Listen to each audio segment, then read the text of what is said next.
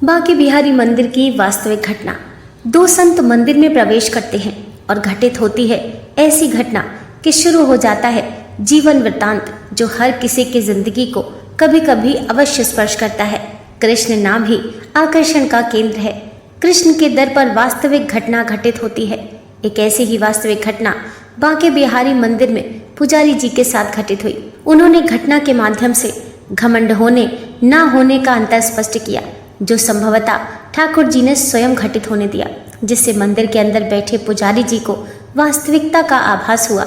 उन्होंने मंदिर के नियम और घटना के अंदर पर बड़ी सरलता से श्री कृष्ण जीवन दर्शन को स्पष्ट किया। मंदिर का नियम है कि यहाँ कोई तस्वीर नहीं ले सकता। एक दिन पुजारी जी प्रार्थना करके मंदिर के अंदर बैठे थे।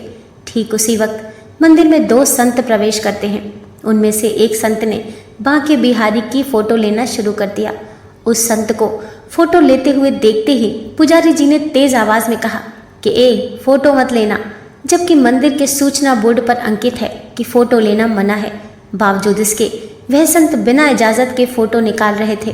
पुजारी के मना करने के अंदाज से संत क्रोधित हुए। उन्होंने ठेठ भाषा में कहा, बाहर निकल के आवे तो उठा पटक देव। अब पुजारी जी हतप्रभ हुए कि यह क्या भला है, फोटो निकालने को मना करूं तो मुझे उठाकर पटक दिया जाएगा। संत ने कहा था कि दुबले पतले हो और मंदिर के अंदर बैठे हो, अन्यथा बाहर आ जाओ तो उठाकर पटक दूंगा। वहीं दूसरे संत ने एक बात कही जिसने पुजारी के मन को आश्चर्य में डाल दिया। उन दूसरे संत ने कहा कि कृपया मुझे आज्ञा दीजिए तो मैं आपके चरणों की रज माथे से लगा लूं, मेरा जीवन धन्य हो जाएगा। उस संत ने कहा कि ऐसा सौभाग्य कहाँ कि कृष्ण की पूजा करने का अवसर सबको मिल सके। ये जीवन का सौभाग्य है कि मंदिर के अंदर ठाकुर जी की आप पूजा कर रहे हैं, इसीलिए ऐसे व्यक्तित्व के चरणों की रज मस्तक पर लगाने से मेरा जीवन धन्य हो जाए।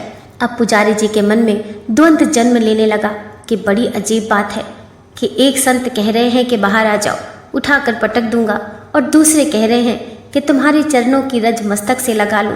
अंतर्मन मन में ही आत्मा और परमात्मा का वास होता है। समस्त सवाल और जवाब का केंद्र वही है। वह घटना से आंतरिक द्वंद्व उत्पन्न हुआ।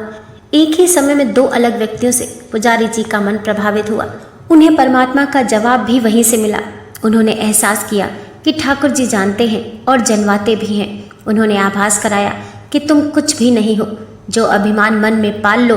तत्पश्चात उन्होंने जनवाया कि तुम्हारा जीवन कितना महान है कि एक संत चरणों की रज मांग रहा है। एक ही समय में जीवन का सार पुजारी जी को समझ में आ गया। जीवन की वास्तविकता महसूस हुई। मंदिर में ठाकुर जी की पूजा करने से मन को जो शांति मिलती है वो भी एहसास हुआ। घमंड ना करने की सीख शीघ्र मिल गई। घमंड विध्वंस का कारण है, ये भी एहसास हो गया। ये पूरा वृत्तांत मंदिर परिसर के अंदर पुजारी जी ने अपार ऊर्जा के मध्य कही। बांके बिहारी मंदिर के अंदर की सकारात्मक अपार ऊर्जा को संगी साथियों के साथ हमने महसूस किया। वास्तव में एक ऐसा धार्मिक आध्यात्मिक स्थान जहाँ की ऊर्जा से इंसानों को जीवन ऊर्जा प्राप्त हो जाती है। इस संसार में ऊर्जा ही सबसे बड़ी शक्ति है। मंदिर के अंदर की सात्विक ऊर्जा जीवन के लिए लाभप्रद होती है, बशर्ते मंदिर में कुछ समय व्यतीत करना आवश्यक है। समूचे संसार से विलग होकर मन से मंदिर में संलग्न होकर परमात्मा को महसूस करना, जिससे प्राप्त ऊर्जा जीवन के तमाम कष्ट को खत्म कर देती है। सर्वोपरि है कि कृष्ण जीवन दर्शन समाज में प्रेम मिलाप का बड़ा घोतक है। एवं पुजारी जी ने स्वयं महसूस किया कि पल भर में आगंतुक घमंड से दो संत के माध्यम से ठाकुर जी ने निजात दिला दी। इस प्रकार से परमात्मा हमारी जीवन रक्षा करते हैं और जीवन जीने का मार्ग प्रशस्त करते हैं। जो महसूस करते हैं उनके लिए और जो नहीं महसूस करते उनके लिए भी। बांके बिहारी मंदिर चित्रकूट के पुजारी जी द्वारा बताई हुई सत्य घटना है। इस स्थान की सात्विक ऊर्जा जीवन को सुखमय बनाती है।